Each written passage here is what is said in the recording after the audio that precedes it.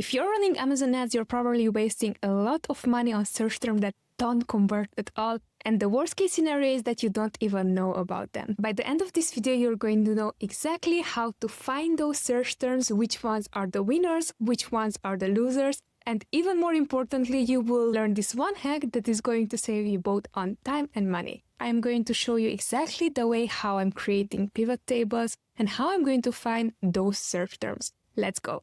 One of the most important PPC reports is going to be downloading the search term report, because this is going to identify your top performing search terms. You are going to spot wasted spend and discover new keyword opportunities that you can create new campaigns with. This is also available for sponsored products, sponsored brands, sponsored brand video, and also for sponsored display. Here it says it's not available. I have to update this SOP. How are we going to go about downloading it? Where do you find it? So you would navigate to your Seller Center on the Ad Console. You would click on Measurement and Reporting and then find Sponsored Ads Report. Create report. In this scenario, because most advertisers start with sponsored product, and in many accounts we're auditing, sponsored products is dominating when it comes to ad campaigns, we are going to go with search terms for sponsored products. Select report category, sponsored products, report time search term, and then also you're going to select the country. Choose the specific marketplace where you're running ads. You're going to select for time unit, select summary, report period. You would click here where it says 30 days and go back as much as Amazon is going to allow you to select the date range. Usually this is around 65 days. Then you're going to click save. Once you've done that, you select run report. This is going to generate the report for you. So this is what it's going to look like. Here right now, you're not going to see anything besides processing. You do need to wait around 5 minutes until the whole data is being processed, since we are downloading for 65 days. If the account is not running too many ads, probably you are going to get this report way quicker. But once that you have it, this is the small sign that it's going to showcase, which means that you can go ahead and download your report. Next step, you're going to go to this spreadsheet that I'm going to share with you in the comment section and import the data in the A column. I imported here my data from the Canadian marketplace that I'm going to go through with you, but just letting you know that is the place where you would paste it. A really important thing before we're moving forward, we need to understand the difference between targeting and search terms. Targets are whatever you're bidding on. This can be broad, phrase, exact match, auto campaigns, or even category match. A good example here is going to be here in the targeting tab if it says substitute. So it's not even a keyword, but this is an auto campaign where we are targeting substitutes. Now, search terms are going to be exactly whatever your customer actually types. So here in this scenario, they clicked on the product and they ended up buying our product. So in this case, we don't even have word as search term. I wanted to showcase you this because most of the time people are talking about keywords and search terms and everything is word related.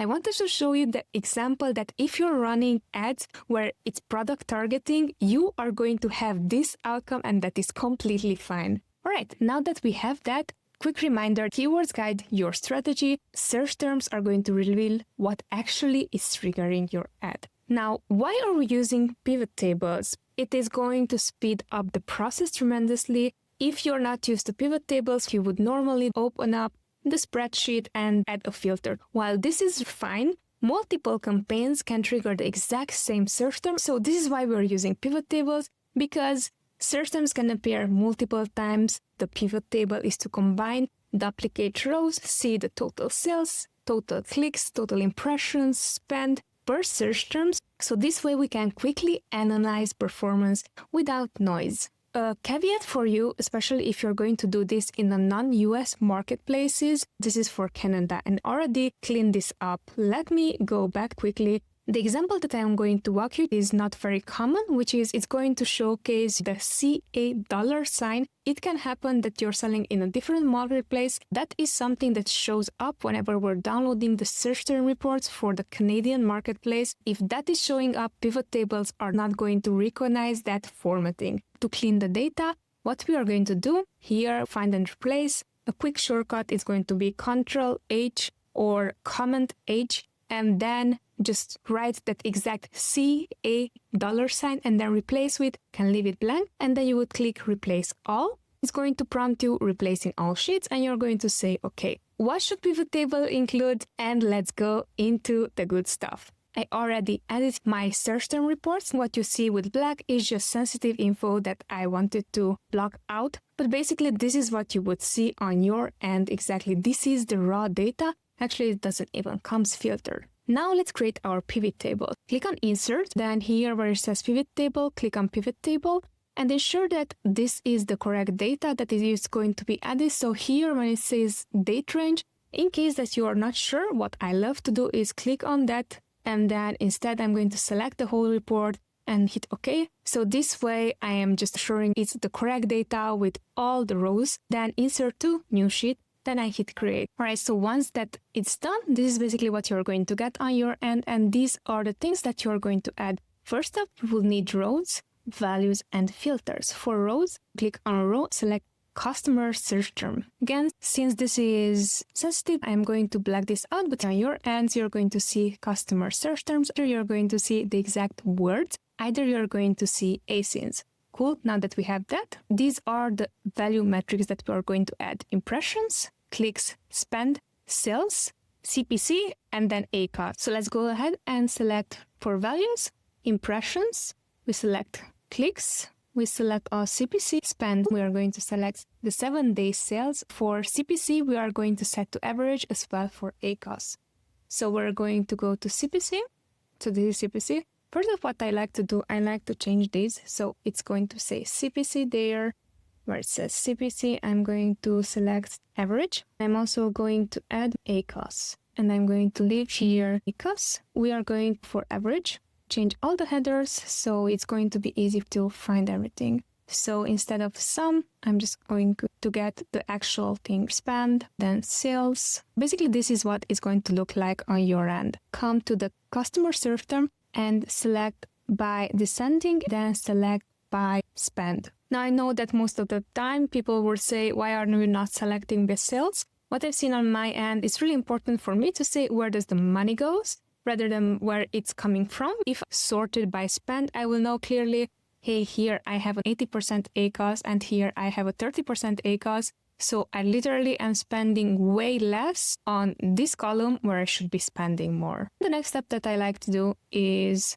cleaning this up even more. I'm going to decrease the decimals by clicking on that. When it comes to sales, I'm going to repeat exactly the same process. So for spend as well, CPC, clicks is okay, and impressions is okay. Now you created a pivot table with customer search terms, impression, clicks, CPC, spend, sales, and ACOS. We have the most important part of it. The next step is going to be to add filters, and here you can follow through when it comes down to filters. So optional filters that I am suggesting you to add, it's going to be for filtering out specific keywords. In this example, if we're adding customer search term, it's going to showcase all the examples. But what we can do is we can add a condition if the text contains XYZ, and then here you can add your exact brand name. You would actually see your branded search terms, which is really cool. Also, what you can do is, for example, if you want to find async targets, you can just write BO and then click OK.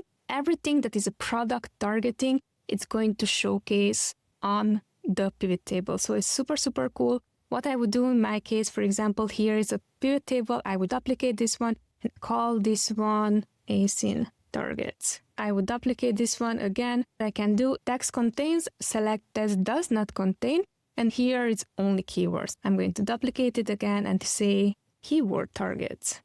You can have different filters for whatever you're looking for. I like to have filters for non-converting keywords. Let's create that as well. Quickly go back to filters and add one more, which is going to be ACOS. So in this case, what I'm going to ask it, show me only blanks, only things that did not convert at all. This is insightful because the first search term has 52 clicks and we spent $373 and did not convert it at all. Now, the thing is that right now I do have this gathered information, but keep in mind that I might have keyword in maybe multiple campaigns and I never found it. The pivot table is going to pay off just for the sheer fact that it's going to sum up everything for you. So in that case, what I can do here, I can create a duplicate and say poor performers. For example, here I would have a selection of poor performing keywords. I love to add the campaign name. If you want to use this search term report, the pivot table, to find the exact campaign that contains these search terms, so I can manually open up each campaign